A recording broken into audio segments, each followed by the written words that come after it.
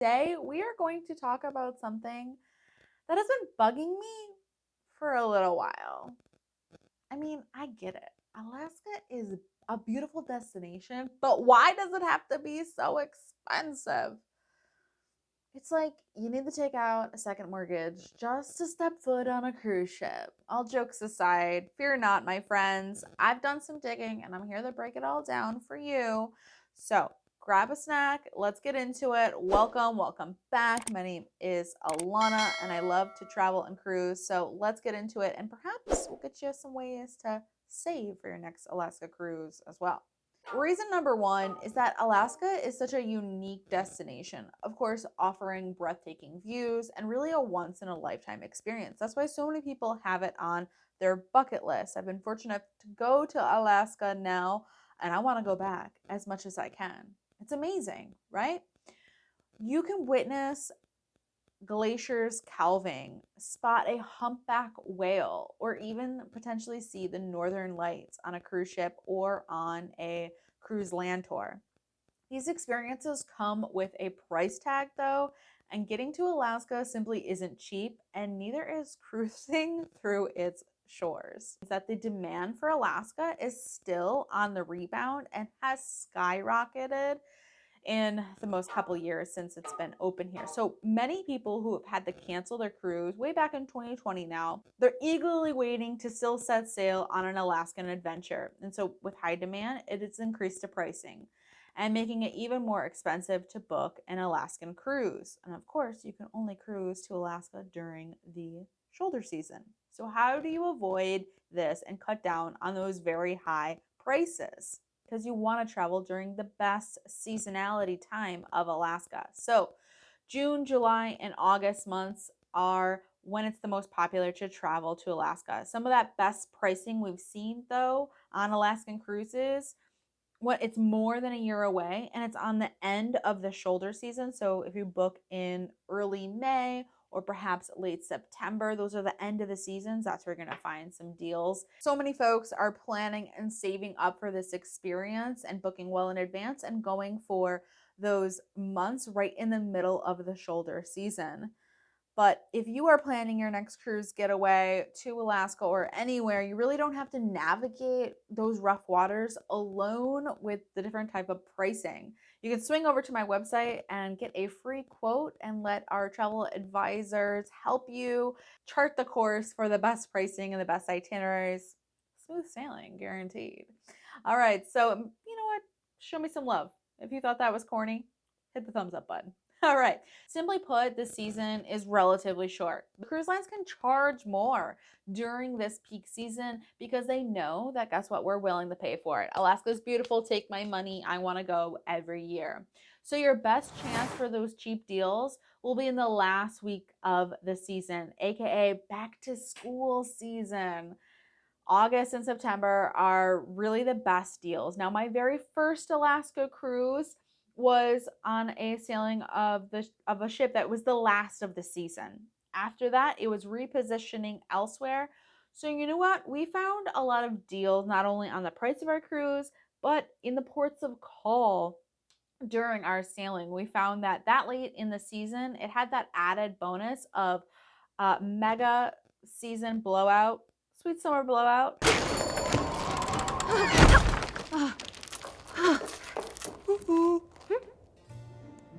Big summer blowout, half-off swimming suits, clogs, and a sunbalm of my own invention, yeah? Of the pricing in those gift and retail shops. Retailers didn't want to simply have to pack it all up, all that merchandise for the end of the year until next season. So they'd slash those prices on Alaska hoodies, what have you, for 70-80% off those different type of apparel and souvenirs, which was top notch. I'm on board with a good deal. Our next reason here is the limited access to Alaska's rugged terrain, which makes it really difficult to access a lot of those cities and towns and ports of call. Let's take, for example, Juneau, the capital of Alaska. Now, you can't just drive there. Nope, you have to either fly or take a boat or a cruise ship. So with this limited access, it means that the demand for Alaska cruises is even higher, which is crazy, right? So as a result, the prices are steeper supply and demand here, right? So on top of that, getting to some of these more remote locations in Alaska can really just be like a logistical nightmare. And cruise lines have to navigate through narrow channels and deal with unpredictable weather conditions and ensure that, of course, all the passengers and crew are safe at all times. So all this takes money and resources, which ultimately adds to the cost of your cruise. Speaking of weather, experienced on 2 different Alaska cruises where they would have to slow the course and how fast we were cruising to watch out for certain wildlife in the area, as well as it had been recorded that whales were in the area and they wanted to be, respectful of the space, right? So certain things can come into play to where, they're burning fuel slowly, using more fuel essentially to go around, things of that sort. Things pop up, which in turn, those kind of costs come back to the consumer. Now let's talk about those clothing requirements that could actually get you opening up your wallet and spending more money, making it expensive. So when you're packing for an Alaska cruise, it's really important to keep in mind what the weather can be. And of course, perhaps the weather in Alaska can be quite unpredictable and you can encounter some crazy weather. Even during peak seasons, it can perhaps be chilly, rainy, and always essential to bring layers. You want to be able to pack warm clothing, a heavy jacket, layers, long pants, sturdy shoes, some boots, sneakers, and additionally recommend to pack some rain gear, waterproof jackets. If you guys want to see an entire packing video, I can do that for you. Let me know that you want to request that, and I will put that together for you. So it's important for you to have all of the correct supplies or any cold weather. You want to be prepared, and perhaps you don't live in that type of climate. Like I live in Florida.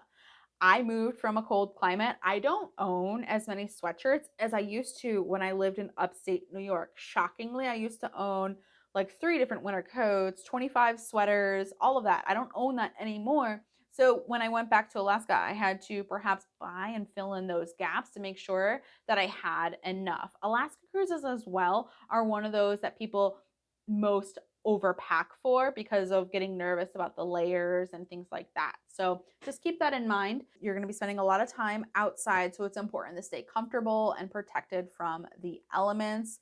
And keep in mind that some Alaska cruise excursions will have specifics for the type of clothing requirements that they ask you to wear. Perhaps if you're going kayaking or hiking, they'll ask for waterproof pants, and to make sure that you read up on those requirements for any of the specific activities that you plan to participate in, and make sure that you have those with you.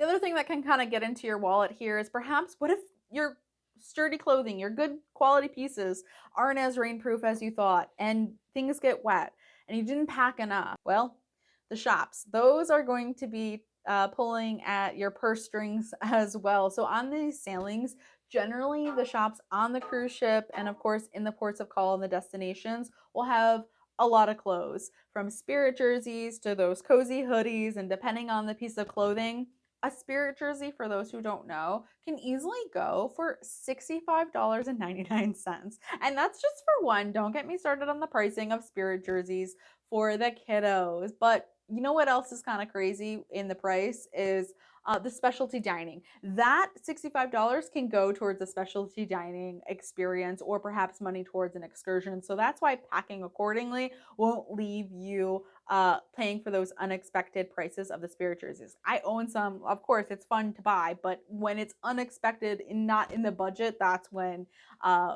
it'll get you here. So of course we didn't come all this way to stay on the ship now, did we? So let's talk a little bit about the excursions here.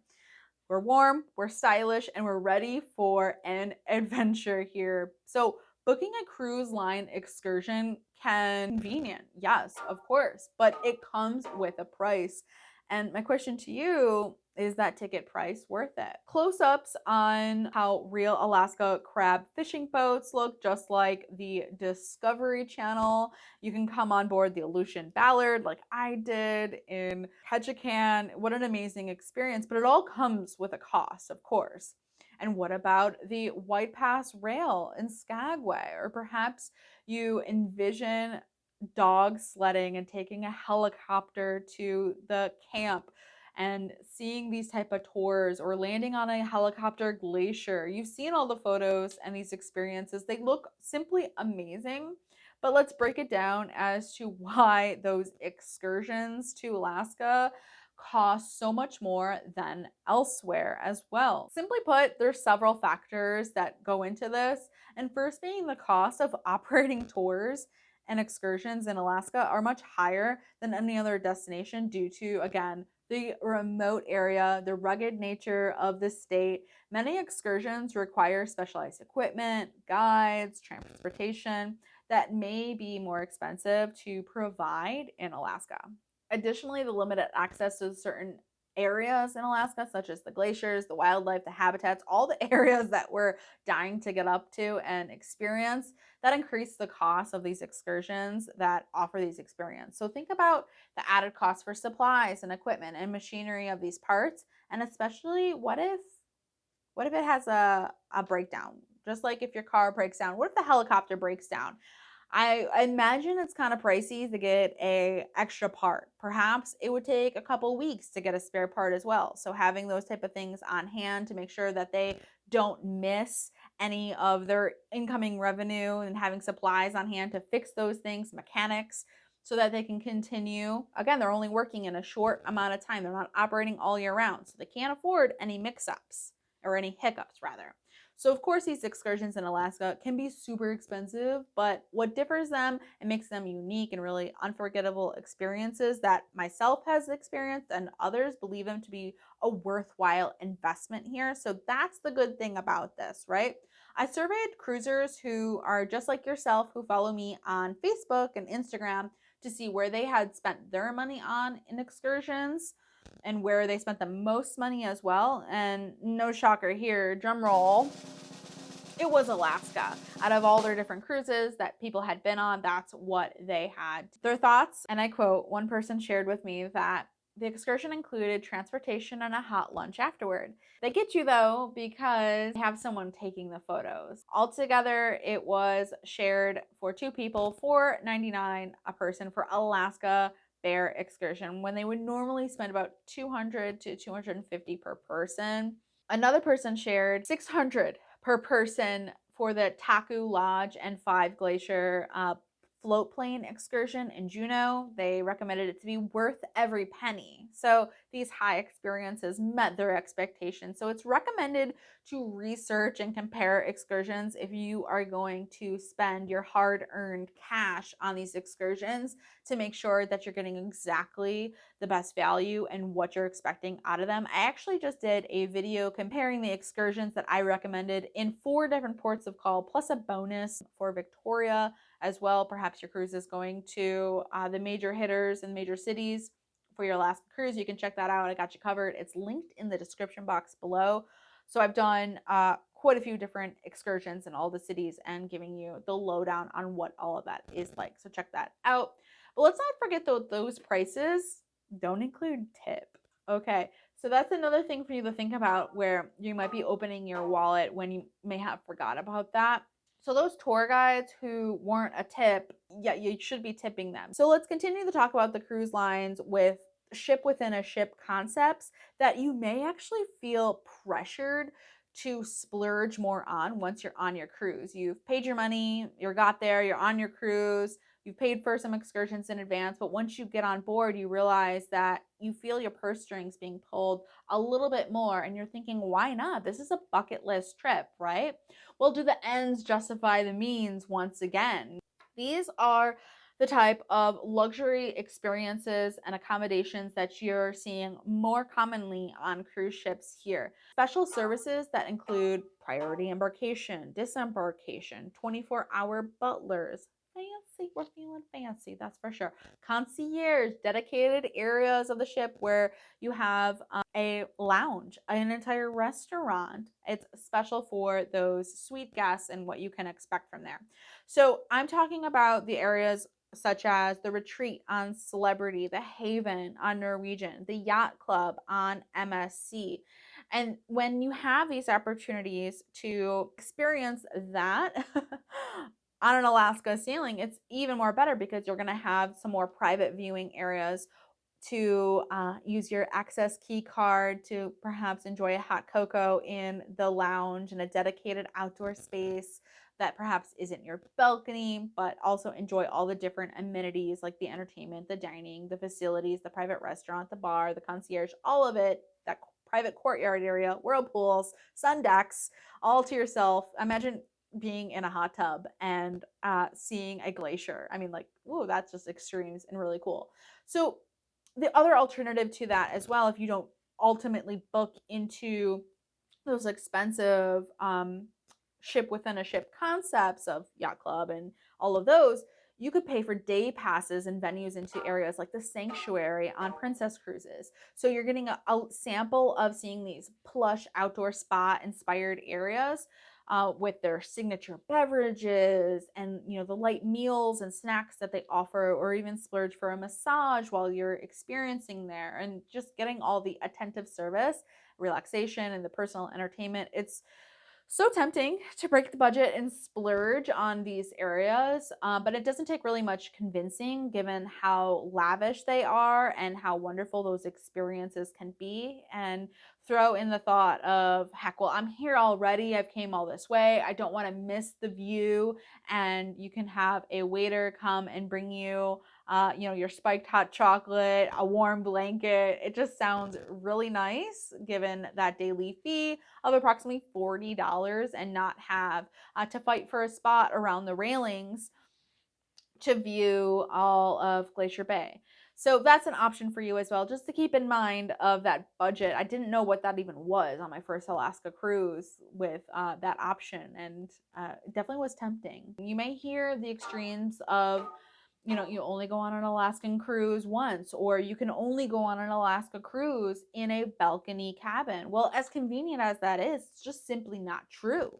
It helps the budget, that's for sure, and your wallet if the determination there is to go see Alaska, and whether you're able to go on the trip or not. If you're teeter-tottering on a balcony or an inside cabin, guess what? I'm going to say go, baby. Go take that inside cabin. My first Alaska cruise was in an inside cabin, and I still had a fabulous time. Did I potentially miss some of the scenery? Sadly, yes, I did. But I got my butt out of the cabin to go up to those upper decks to go view the glaciers with so many other guests as well. So for those scenic views, I couldn't get in that inside cabin. I saved some money. It's a cheaper alternative, but it might be something that you can look into, perhaps a virtual balcony if the ship offers it, so you can see some of the scenes and the beautiful scenery as the ship cruises into port here. It actually shows you the very front of the ship as you're cruising from that view there. So it's important for you not only to plan your budget and plan for those expenses within your cruise fare. Booking ahead of time is going to save you. So go ahead and go to my website to book as early as possible for your Alaska cruise. And I hope that you found these tips helpful on why Alaska cruises are so expensive, with the reasoning and how you can kind of navigate that so that you don't hit your wallet as hard. It's going to still cost you a pretty penny in the end, but I hope that you will agree that an Alaska cruise is worth it. So keep checking back onto my channel here, as I am sharing a lot of Alaska content that you may enjoy as well. And if you want to see more on packing or how to keep it affordable, let me know in the comments down below. Thank you so much for watching. Go ahead and check out this video right here. And until next time, ciao for now.